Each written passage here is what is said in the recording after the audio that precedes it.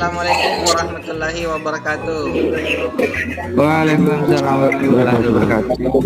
Waalaikumsalam warahmatullahi wabarakatuh. Bagaimana kabarnya anak-anakku hari ini? Alhamdulillah Sehat ya? baik. Alhamdulillah Masih Pak. semangat. Selamat.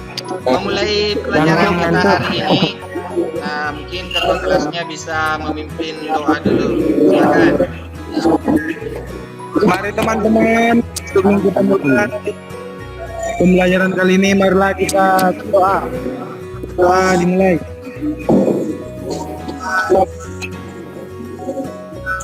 Amin. Ya, berdoa selesai.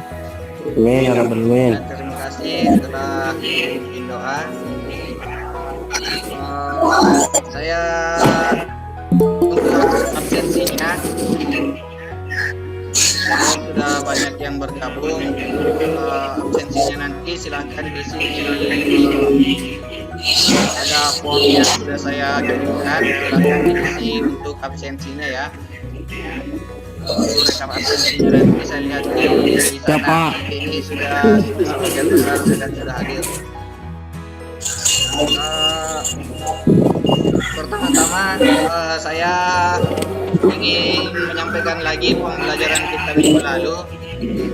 Tapi sebelumnya anak-anakku mungkin bisa dihidupkan dulu mic-nya supaya tidak mengganggu proses pembelajaran kita.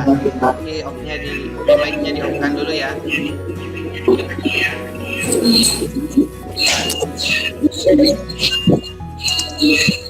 Mawar. Oke, kita masuk di pembelajaran hari ini. Saya akan share PowerPoint, jadi silahkan disimak juga.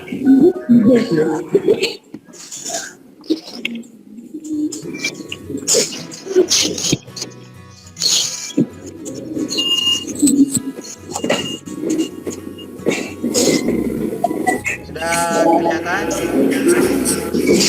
Sudah tampil ya? Lagi kak? Ya Pak.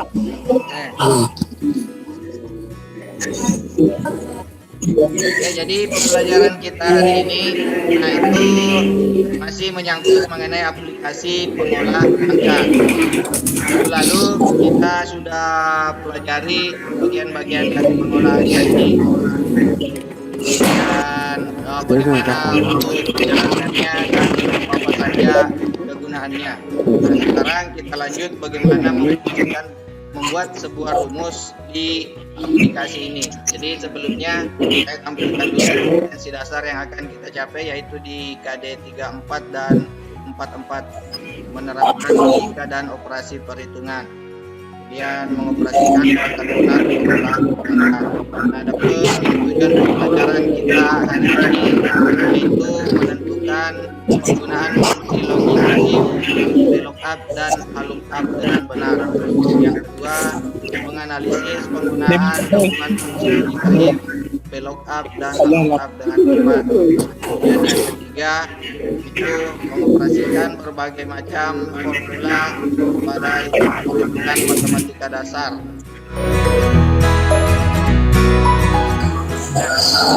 Seperti yang minggu lalu kita pelajari, nah ini Microsoft Excel merupakan salah satu perangkat lunak pengolah angka yang menjadi bagian dari aplikasi Microsoft Office. Nah, perangkat lunak ini sering digunakan untuk mengerjakan perhitungan, menyimpan, mengatur, dan menganalisis informasi.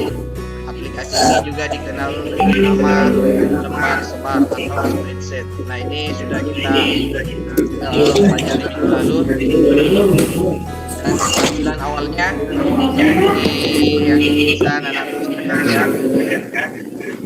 Nah, ini ada fitur-fiturnya sudah kita bahas minggu lalu dan juga sudah ada di Google Classroom-nya mengenai fitur lengkapnya. Nah, kita masuk di bagian formula. Salah satu yang paling hebat di Excel adalah kemampuan untuk menghitung informasi numerik menggunakan rumus atau formula. Sama tabulator. Excel dapat menambah, mengurangi, mengalihkan, dan membagi. di dalam pelajaran ini, nah itu akan kita cara menggunakan referensi sel untuk membuat formula sederhana. Jadi ada bisa dilihat di situ operasinya penambahan, itu simbolnya nanti akan digunakan adalah plus. Kemudian pengurangan itu minus. Kalau kalian itu kita menggunakan tanda bintang. Kemudian bagian itu garis miring dan juga itu eksponen atau pangkat. Nah, kemudian masuk di fill handle. Nah, rumus juga dapat disalin ke sel yang berdekatan menggunakan fitur fill handle. Ini yang dapat menghemat banyak waktu dan usaha jika ingin melakukan penelitian yang sama dalam beberapa kali pada lembar kerja.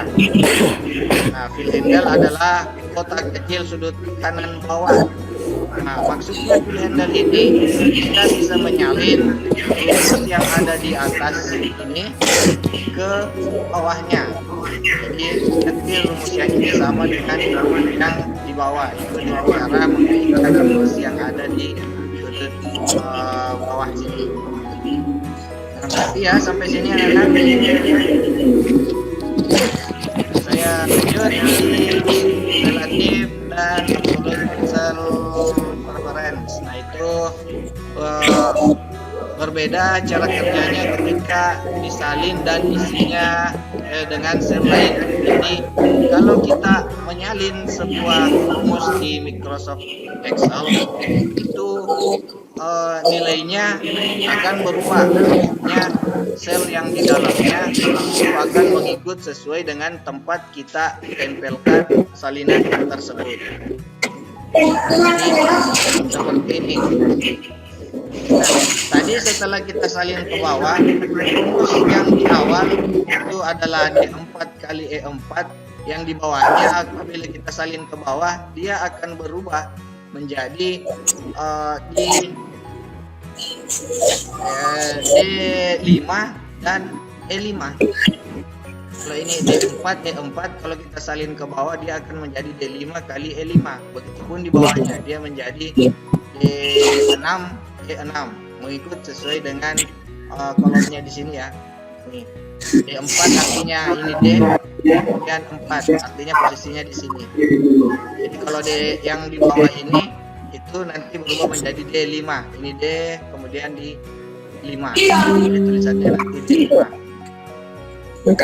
Tapi bagaimana untuk supaya pada saat kita copy ke bawah itu tidak berubah, misalnya pengalinya tetap di bagian atas, nah itu kita bisa tambahkan operasi seperti dia ini dengan menambahkan tanda dolar. Jadi kalau misalnya A2 dan A2 ini tetap di kolomnya yang akan dikalikan, kita tambahkan di depannya dolar A kemudian dolar 2.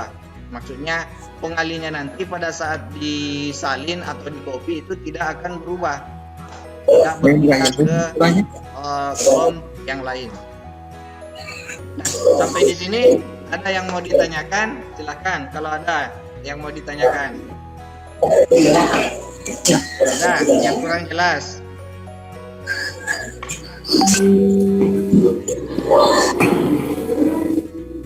Silakan anakku kalau ada yang mau ditanyakan, ada yang mau bertanya dari penjelasan Bapak tadi. Kenapa Pak saat menjumlahkan beberapa angka hasilnya berupa tanda pagar Pak? Oh ya, pada saat kita menjumlah di Microsoft Excel, bisa saya contohkan di sini. Bentar saya buka ya. Nah, kenapa berupa tanda pagar? Nah, biasanya pada saat kita menjumlah dalam angka yang banyak, itu nanti hasilnya berupa tanda-tanda pagar. Misalnya saya contohkan di sini. Kelihatan ya? Di Excel kelihatan ya? Kelihatan Pak. Oke, misalnya saya tulis di sini 10, kemudian di sini 99. Nah, angka ini akan saya jumlah, saya tempatkan di bagian A. Itu artinya kita membuat rumus ini ditambah dengan D. Nah, hasilnya seperti ini ya. Kenapa hasilnya berupa tanda pangkat? Dia tidak jumlahkan. Nah, itu kenapa bisa seperti itu? Itu karena kolomnya tidak terkecilan.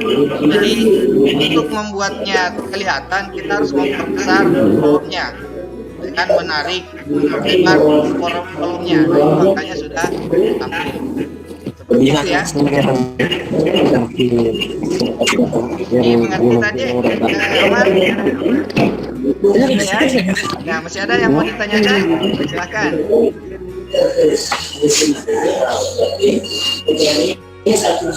Ya, masih ada yang mau ditanyakan, silakan.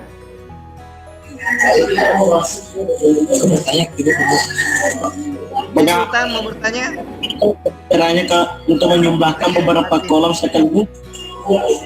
Ya, untuk menjumlahkan beberapa kolom sekaligus. Mungkin ada yang temannya yang lain yang bisa menjawab pertanyaan dari Jumardin tadi, bagaimana untuk menjumlahkan beberapa kolom sekaligus?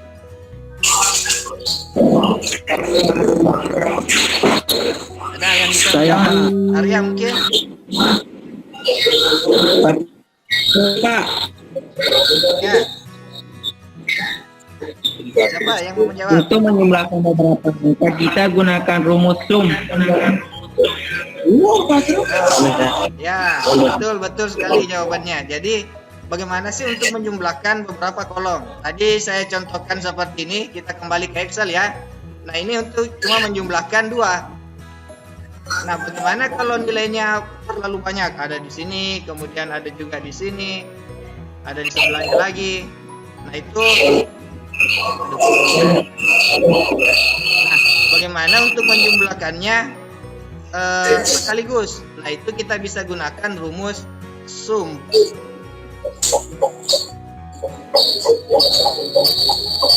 Jadi untuk menjumlahkannya kita bisa menggunakan sum dalam kurung. Nah, kita blok posisi yang mana mau dijumlahkan. Jadi satu kali saja kita klik. Nah, itu akan terjumlah semuanya. Jadi dia sudah menjumlahkan dari A sampai dengan G.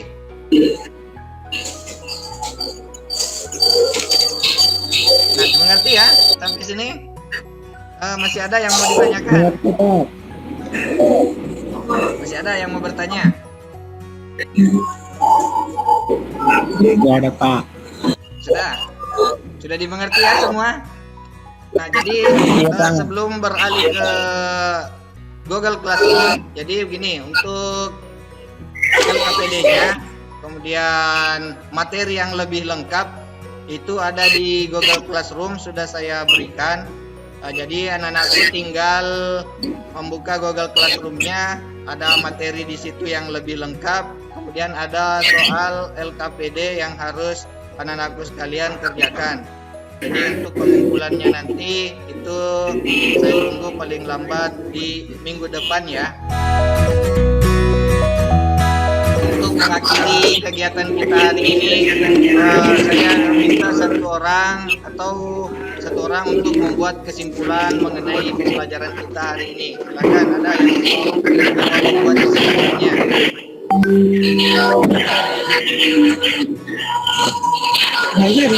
Coba satu orang buat kesimpulan dulu. Ada yang bisa buatkan kesimpulan?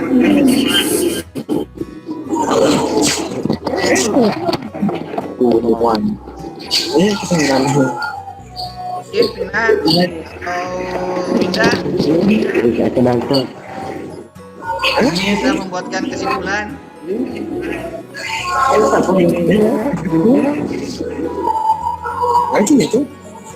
Kesimpulannya Kak Pak? Ya, silakan dibuat kesimpulan dulu nah, sebelum kita masuk pelajaran kita hari ini.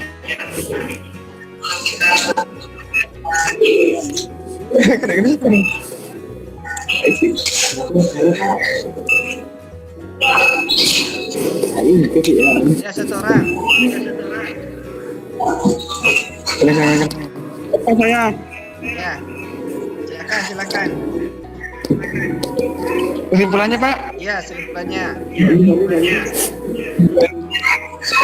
Aplikasi pengulangan atau program komputer yang digunakan untuk manipulasi, menangkap, dan menentukan data yang disusun dalam film. 2. Dipakai standar operator rumus seperti standar C, standar minus untuk tanda bintang untuk keperluan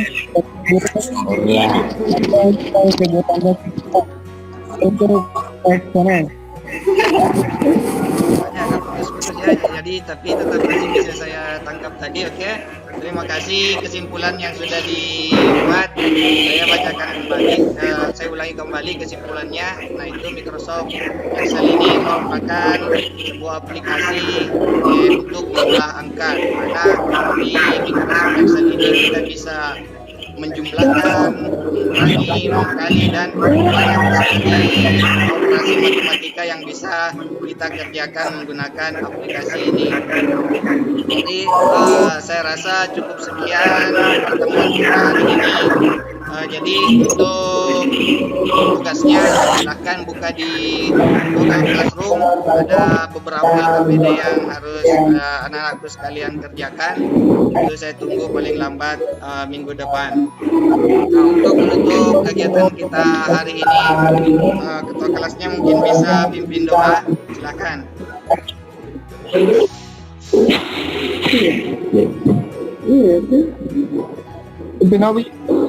Ya, atau satu orang silakan pimpin doa dulu sebelum kita menutup.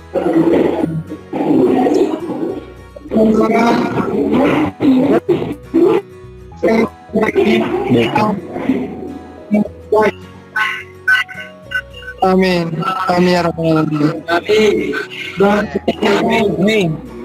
Oke, terima kasih telah memimpin doa. Jadi untuk pertemuan berikut kita masih membahas mengenai kelanjutan dari Microsoft Excel ini. Terima kasih atas perhatiannya.